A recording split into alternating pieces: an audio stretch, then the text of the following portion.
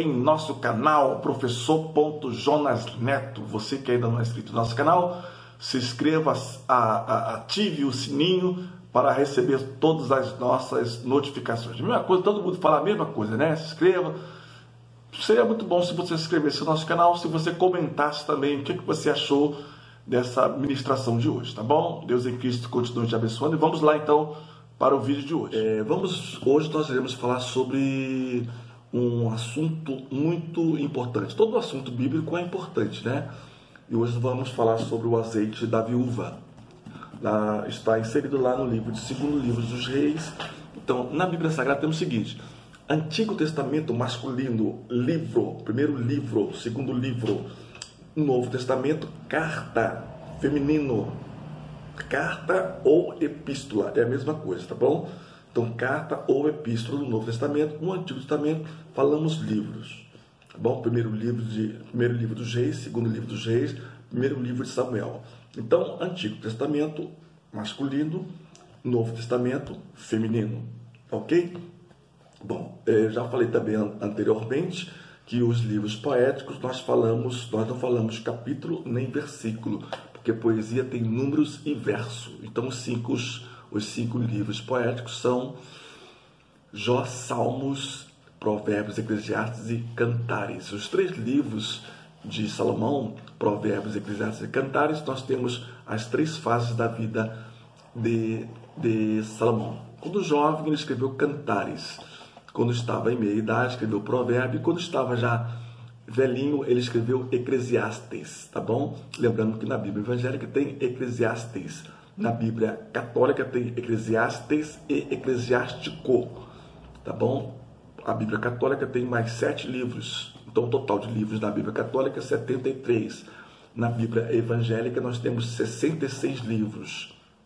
39 no Antigo Testamento e 27 no Novo Testamento, tá bom? Vamos lá então para o assunto de hoje. Segundo livro dos Reis 4, versículos de 1 a 7. Todo mundo conhece essa história, mas vamos ver as particularidades do texto, tá bom? Para nós entendermos muito bem o texto. Ela caiu várias vezes em contradição, né? Primeiro ela fala assim: eu não tenho nada, senão. Ela poderia muito bem dizer: olha, eu tenho só um pouquinho, né? Tá bom? Mas vamos ver aí então o que o texto tem para nós aí. Segundo livro dos Reis, capítulo número 4. Capítulo número 4. Vou botar aqui capítulo 4. Segundo livro dos Reis 4. Então você acompanha com a sua Bíblia que nós vamos, antes de nós lermos o assunto, nós vamos ler aqui o texto, tá bom? O título, porque o título vai dar margem para o assunto que nós iremos ler. Um detalhe aqui muito grande: Eliseu, quando pediu porção dobrada, não pediu porção dobrada do Espírito de Deus, ele pediu porção dobrada do Espírito de Elias. Então, Senhor, dá-me porção dobrada do teu Espírito. Poxa, você pedir porção dobrada do Espírito de Deus, tu vai morrer, meu irmão. Então, ele pediu porção dobrada do Espírito de Elias. Ou seja, Eliseu fez o dobro de milagres que Elias fez, tá bom? Então, todas as proezas de Elias, Eliseu fez o dobro. E o último foi que ele estava morto, enterraram uma pessoa próximo dele, o osso dele tocou no defunto lá, e o defunto lá ressuscitou, tá bom? Então, esse foi o último milagre que o profeta Eliseu falou. Outra coisa também interessante, eu acho que muita gente não percebeu ainda. Veja só, quando Deus chama Samuel, e Samuel vai até Eli, Deus chamou Samuel com a voz de Eli, porque senão ele não iria até Eli. Não é verdade? Já analisaram isso? E Flávio Josefo nos disse que Samuel tinha na época 12 anos de idade. 12 anos de idade e já ouvia a voz de Deus. Só não conseguia distinguir, né? Mas foi um grande homem de Deus. Como profetizo também sobre a tua vida, você sendo uma mulher de Deus, você seja um homem de Deus, você cheio da presença e do poder do Espírito do Senhor sobre a tua vida, tá bom? Vamos orar então? Pai, em nome de Jesus, muito obrigado por tudo que o Senhor tem feito por nós. Agora, Espírito Santo, queremos abrir a Tua palavra já revelada por Ti, Espírito Santo, que nós possamos ler e entender a Tua palavra já revelada. Nós te agradecemos em nome de Jesus. Amém. Bom, segundo livro dos Reis 4, o título: Eliseu aumenta o azeite da viúva. Vamos lá. E uma mulher das mulheres dos filhos dos profetas chamou a Eliseu, dizendo: meu marido, teu servo, morreu, e tu sabes que o teu servo temia ao Senhor. E veio o credor a levar-me os meus 2 filhos para serem escravos. Bom, ela era então viúva. Um detalhe aqui, ela era viúva. A palavra viúva ocorre pela primeira vez no livro de Gênesis, capítulo 38, 11, no relato Judá com a sua nora, chamada de viúva após a morte do seu marido. Então, a viúva, antigamente, viúva era muito desprezada. Vocês lembram lá do texto de Salmo 126, por que o povo ficou cativo? Jeremias profetizou que o povo iria ficar cativo 70 anos, e você sabe que o povo roubou ao Senhor. O povo, por quê? Porque era 6 anos, o povo deveria trabalhar, no 7º ano a terra deveria descansar, que serviria para as viúvas e as pessoas necessitadas colherem,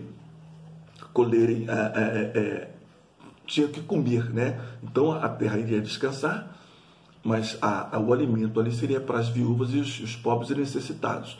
O que o povo fez? O povo roubou o Senhor. Ao invés de a terra descansar, eles começaram a colher também no 7º ano. Eles fizeram assim por 10 anos. Deus fez as contas. Eles não ficaram somente 7 anos no cativeiro, ficaram 70 anos porque roubaram ao Senhor. Tá bom? Aí por esse motivo o povo ficou então 70 anos no cativeiro. E Jeremias falou, profetizou que o povo iria ficar 70 anos no cativeiro. Em outra oportunidade nós iremos falar isso aí sobre o cativeiro babilônico. Você fala que somente o cativeiro babilônico, 70 anos, mas teve também outro cativeiro do Reino do Norte, que foi o cativeiro de Israel, que durou mais de 250 anos, tá bom? Durou mais de 50 anos, que foram em 4 etapas, mas em outra oportunidade nós iremos falar sobre isso. Bom, o teu servo, a viúva aqui,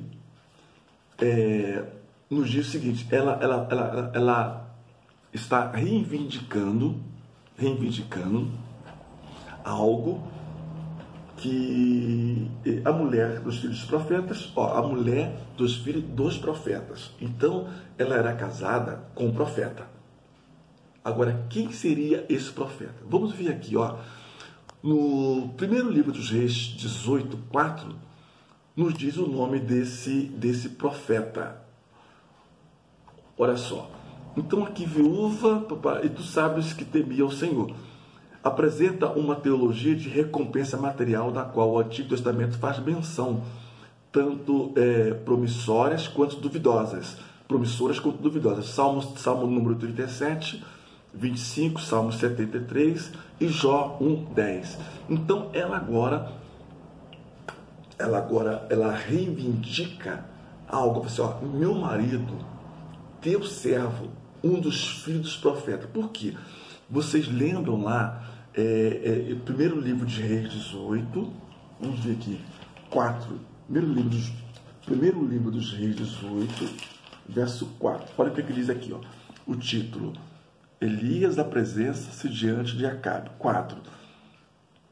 Porque sucedeu que, destruindo Jezabel os profetas do Senhor, Obadias tomou 100 profetas e de 50 os escondeu numa caverna.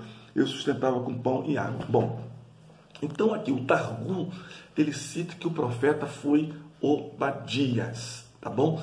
E Flávio José, na Antiguidades, número 4, Antiguidade 4, capítulo 4, 2, diz o seguinte: Flávio José nos relata que esse homem, Obadias, ele pediu dinheiro emprestado. Ou seja, um grande detalhe, Obadias era um mordomo. Se fosse em outra situação, algumas pessoas que evangélica, né? Poderia pegar algum alimento do seu senhor e levar, né? Algumas pessoas pegam arroz, pegam isso, pegam aquilo, sem falar com o seu chefe, ou enfim. Bom, vou usar o termo correto, a pessoa roubar do seu senhor, tá bom? Ele não fez isso. Ele, sendo mordomo, o que ele fez? Ele pediu dinheiro emprestado para sustentar os profetas. Só que ele ficou endividado, certo? Ele foi pegando a tal ponto que ele morreu. E agora, as pessoas que Obadias devia, veio agora, a mulher não tinha para pagar, então era normal antigamente, quando uma pessoa não pagava, pedir os seus filhos, né, como escravo, até pagar as suas contas. Então aqui, vamos ver, ele supre a sua necessidade de uma forma que depende totalmente da fé e confiança dela. A primeira coisa que Eliseu disse para a viúva, ele perguntou assim: que tem de fazer? Dize-me o que tem em casa. E ela disse: tua serva não tem nada em casa, senão uma botija de azeite. E o que tem em casa é uma pergunta comum nessas histórias em que o socorro vem de coisas simples, que estão disponíveis em casa. Uma vasilha de azeite, no hebraico, pequeno frasco de azeite. Assim é destacada a pequena quantidade. Então ela falou assim: olha, não tenho nada senão. Bom, se ela não tem nada, ela poderia falar assim: olha, eu não tenho nada.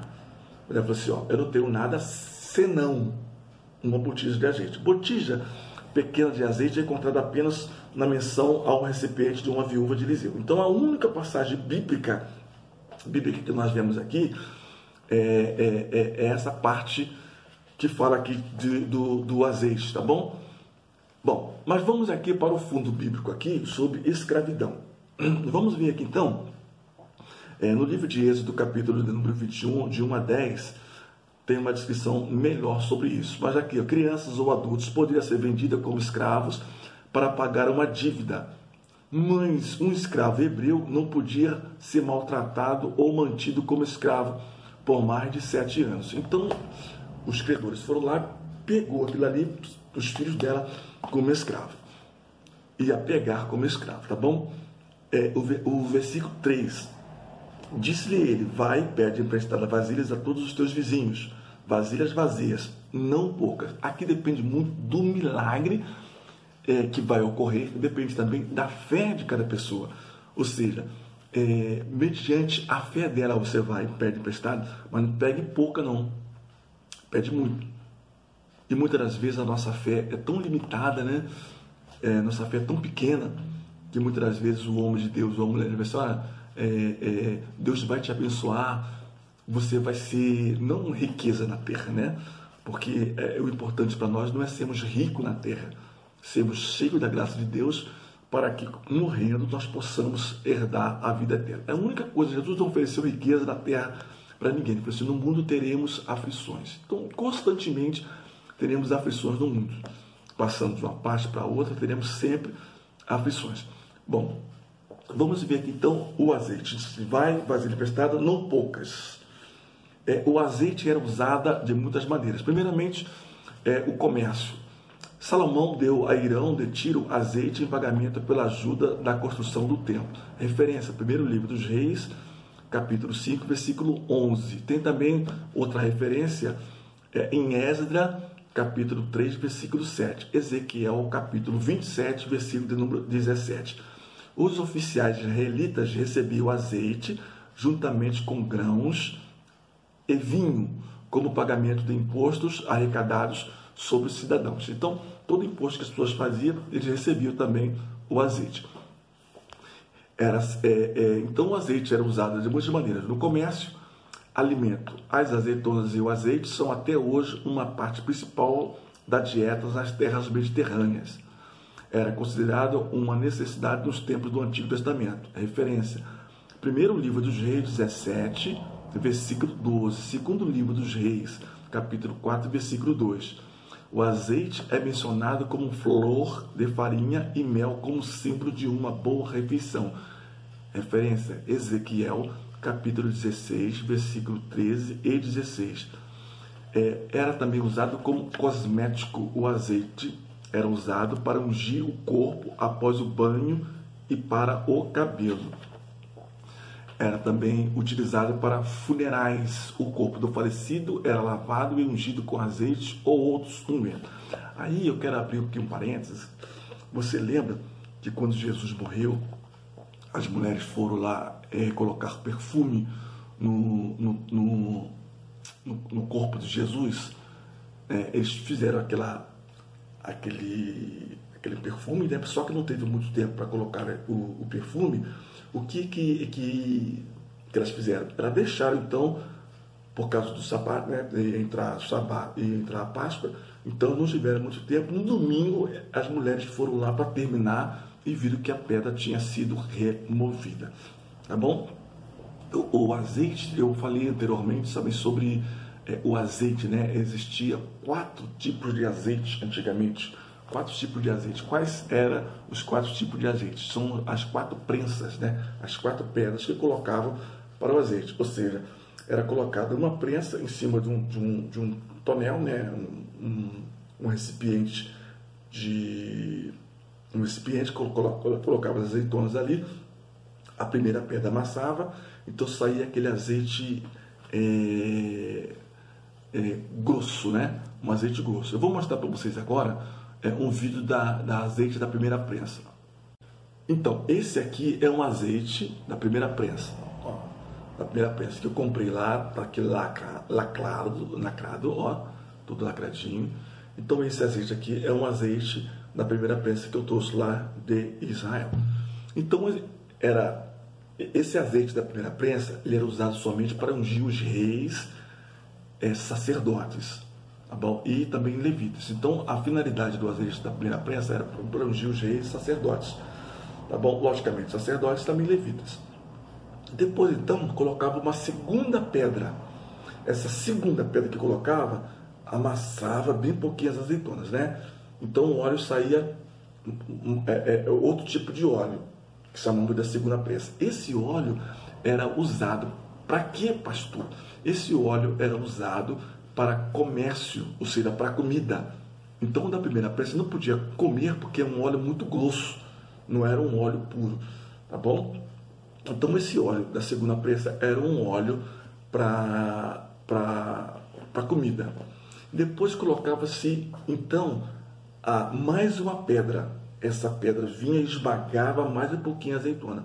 E para que servia? Esse azeite, ele era de uma péssima qualidade, não podia comer, que era da terceira prensa. Qual é a finalidade desse azeite, então? Esse azeite era utilizado para as lamparinas, tá bom? Era usado para as lamparinas, porque era de péssima qualidade, né? E depois, então, colocava-se a quarta pedra. Essa quarta pedra que colocava, amassava mais ainda. Ficava, então, tudo esmagado. E para que servia? Servia somente para fazer sabão, tá bom? Então, eu já falei em outro vídeo, né? Sobre as 4 pedras da prensa. Então, essa era a finalidade do azeite antigamente. Então, o azeite poderia ser utilizado como comércio, como alimento, nos funerais, poderia ser também medicinal, como nós vemos lá em Lucas. Lembra da parábola que eu falei do bom samaritano, que ele usou azeite e vinho? Então, o medicinal, lá em Lucas 10:34, também luz, lamparina, como eu já falei para você, que era da quarta prensa, também como ritual, livro de Êxodo, capítulo 29, versículo 4. O azeite também poderia ser dado em local de dízimo. O dízimo do azeite deveria ser dado lá em Deuteronômio 12, versículo 17. Segundo o livro das Crônicas, capítulo 31, versículo 5. Muitas pessoas não gostam muito de ler o livro de Crônicas, né? Mas o livro de Crônicas é muito legal, porque inclusive o livro de Crônicas fala que Davi tinha 2 irmãs, Abigail e Zeruia. Tá bom? Também poderia ser, então, sobre a consagração. O azeite era usado na consagração dos reis sacerdotes, que é o azeite da primeira prensa, como eu falei para vocês.